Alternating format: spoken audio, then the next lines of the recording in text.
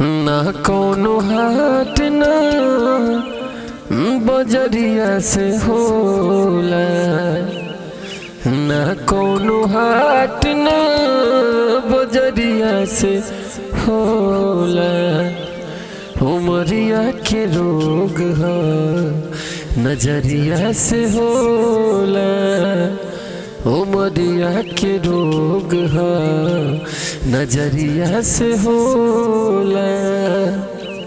अरे कहाँ कोनो जात पात पूछे लजियर, कहाँ कोनो जात पात पूछे लजियर।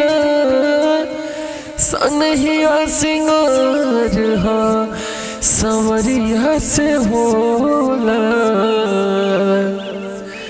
ना कोनो हाट ना बजरिया से होला, ना कोनो हाट ना बजरिया से होला।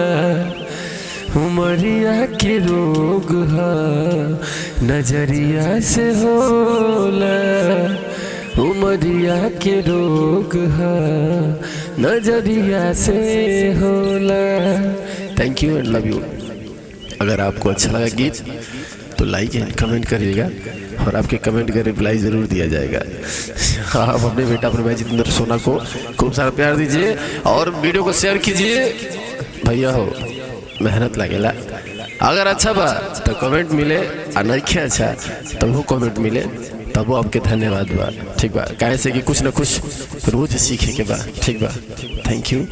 गोड़ छू के गोड़ लगाता नहीं।